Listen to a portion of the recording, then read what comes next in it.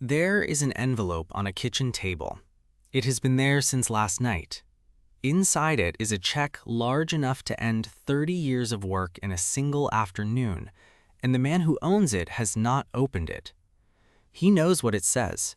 He watched the numbers get called, he checked them twice against the ticket, then a third time standing alone in his kitchen at 11 at night with the television still murmuring in the other room.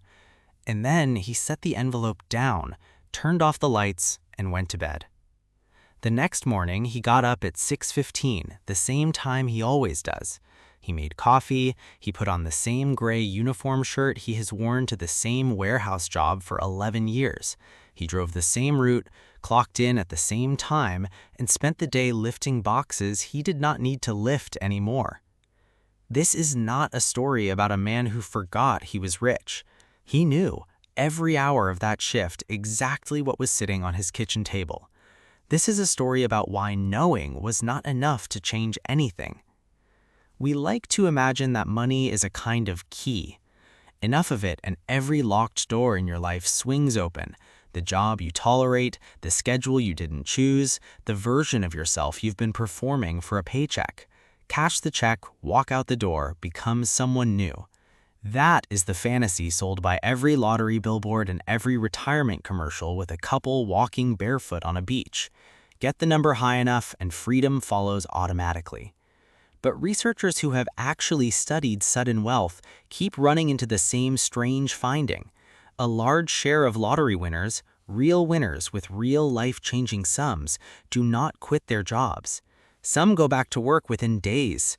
Psychologists studying this pattern, going back to a well-known 1978 study that compared lottery winners to accident victims, found something that unsettled the whole assumption.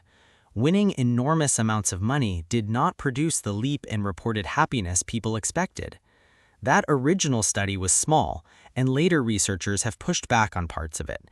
The sample was limited, and happiness is notoriously hard to measure with a single survey question. But the core puzzle it opened has held up in study after study since. Money changes a person's bank balance far faster than it changes a person's sense of who they are. And that gap between the balance and the self is where this story actually lives. Think about what a job really gives a person beyond the money. A schedule, a role other people recognize, a reason to get up, a group of coworkers who know your name, a story you can tell at a family dinner about what you do and who you are. Losing your job, even a job you complain about constantly, usually feels less like a relief and more like disappearance. You stop being the guy from the warehouse and become what exactly? Nobody has written that script yet. And human beings, it turns out, would often rather keep performing a familiar, slightly uncomfortable identity than step into a comfortable one with no clear shape. Psychologists have a name for the deeper machinery behind this. Social identity theory, the idea developed by researchers like Henri Tajfel and John Turner in the 1970s and 80s, argues that a huge part of how we understand ourselves comes from the groups and roles we belong to, not just our internal traits.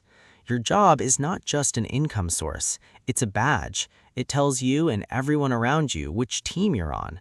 Take away the paycheck and you might feel richer. Take away the badge and you might feel like nobody at all. This is why the fear of falling in status can be a stronger force in a person's decisions than the desire to rise in wealth. It sounds almost backwards until you watch it happen in slow motion. A promotion gets offered, and instead of excitement, a strange dread creeps in, because a new title means new expectations, new peers to be compared against, a new person to become in public where everyone is watching. An inheritance arrives, and instead of spending it, a person lets it sit untouched in an account for years, because spending it would mean they are now someone different than they were the day before, and that admission is oddly terrifying. The problem was never really the money. The problem is what the money asks you to become. Here is the part that makes the story turn. We tend to think of loss aversion, the well-documented tendency for losses to hurt roughly twice as much as equivalent gains feel good, as something that governs decisions about cash.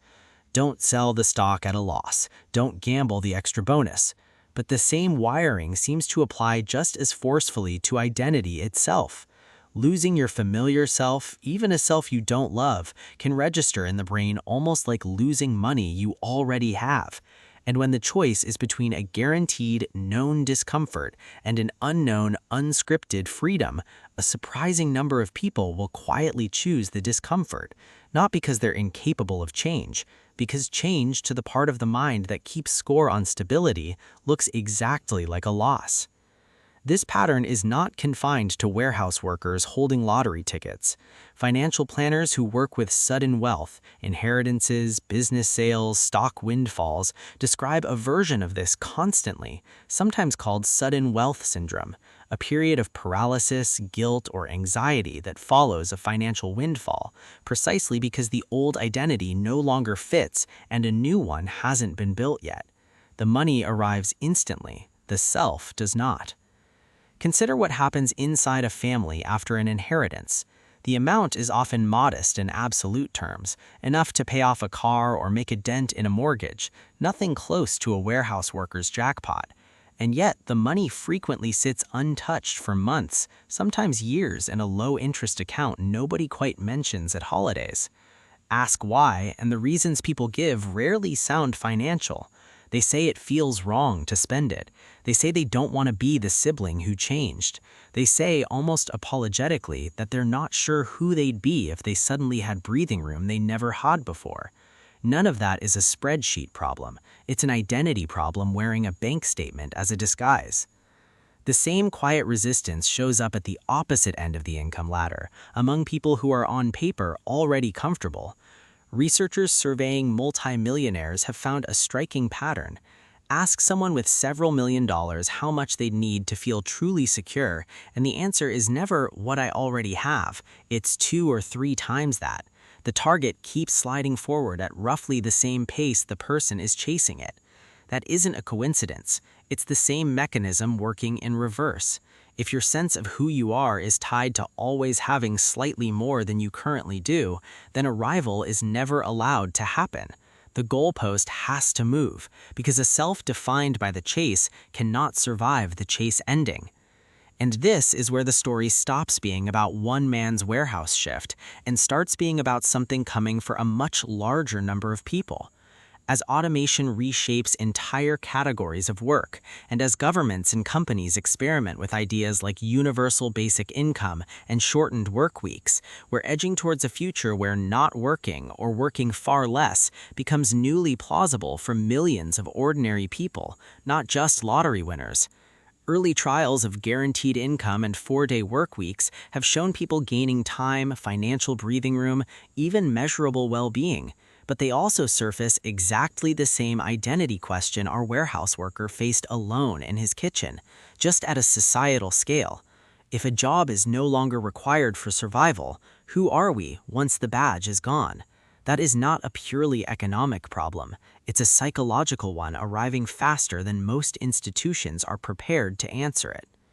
Which brings the question back to you, not as an abstraction, but something closer to home than a lottery ticket.